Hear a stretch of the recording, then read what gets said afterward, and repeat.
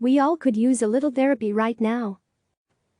Editor's note: a version of this story appeared in CNN's Work Transformed newsletter. To get it in your inbox, sign up for free. Here.Kathryn is taking some well-deserved time off. For today's newsletter, CNN Business's Jeanne Sahadi is our guest writer. When I heard a few weeks ago that May is Mental Health Awareness Month, my first thought was, just a month. Mental health awareness should be top of mind this entire year. Overnight, life as we knew it was upended by a deadly pandemic, an economic crisis, and a weird, but necessary shift in social norms, like wearing a mask every time you leave your house, skipping hugs and handshakes, and staying 6 feet away from each other. And bonus, now simple things, like getting groceries, can be high anxiety events. It's all taking a toll physically, psychologically, and financially. That should be a big concern for employers, because their employees' mental health is being tested hourly. And how they cope can affect their work and engagement.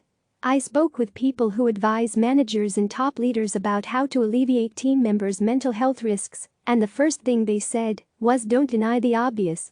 Acknowledge this is tough, and let people know it's okay to say so.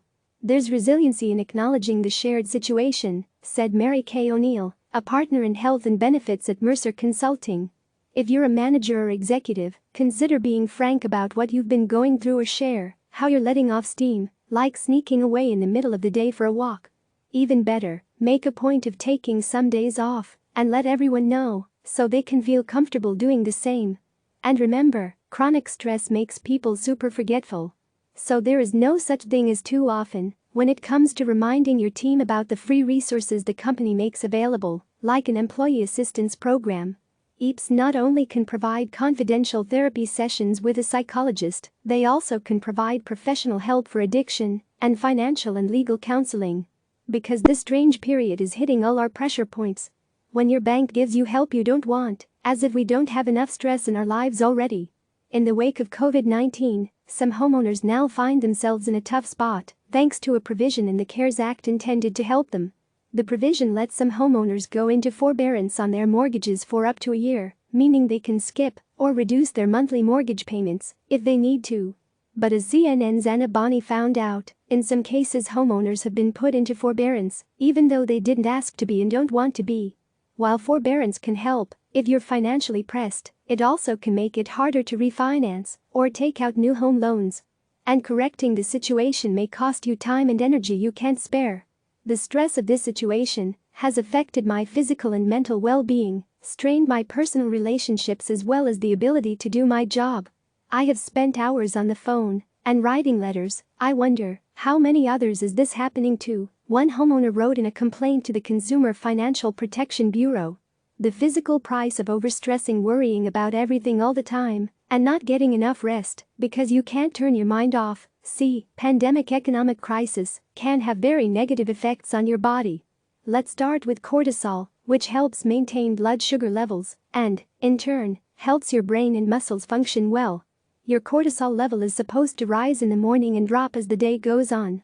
But in today's climate, it's easy to maintain that morning spike for too long, and over time, that increases inflammation in your body. Then there's the unhealthy quick fix ways we try to cope, such as eating too much sugar, smoking and drinking.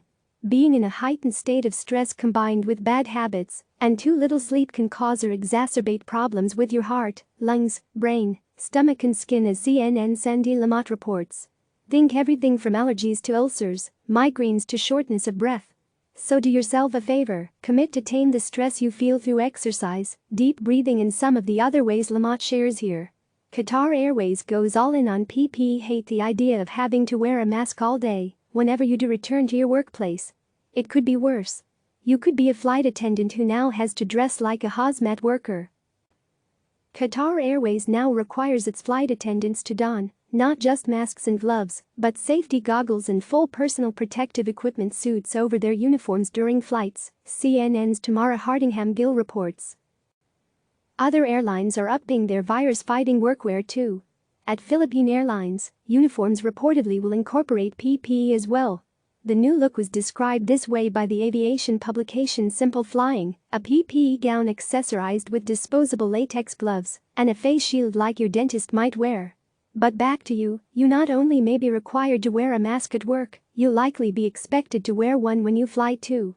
Whether you'll be denied boarding, if you refuse, is up to the individual airlines. It's vacation season. Good luck with that. We're coming up on Memorial Day, the traditional start to summer and vacation season for working stiffs. While Americans are notoriously bad about taking all their paid time off, we highly recommend you take all of yours this year to rest. Of course, you may not be keen on staycationing when you've already been staying and working at home for 2 months. But the question of where to go is, complex.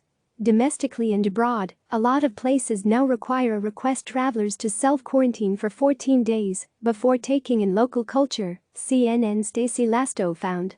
So unless your employer is happy to give you 4 straight weeks off, and you can afford it, holing up for 14 days in a hotel, doing nothing is probably not an option. The best advice: don't do too much trip planning until you've checked out local government rules for summer travelers. And even if you're not asked to self-isolate, find out how many of the businesses that normally cater to travelers are up and running. Here's where you can learn more about the countries and states placing restrictions on visitors. Coffee break. Speaking of mental health, my dog, who's part scent hound, has helped preserve mine over the past 2 months. When I start to feel upset about something, for example, she often will sit on my foot or otherwise lean into me. That won't surprise anyone who knows dogs. They literally can smell when something isn't right. Researchers in the UK are now testing whether dogs can sniff out which travelers at airports are carrying COVID-19, just as they can smell other diseases like cancer and malaria, CNN's Samantha Tapfuinei and Francesca Street report. The sniffer team consists of 6 dogs known as the Super 6. If they're successful, researchers believe it might eliminate the need for all air travelers to quarantine upon arrival. Learn more about their efforts here. Click subscribe to receive the latest news.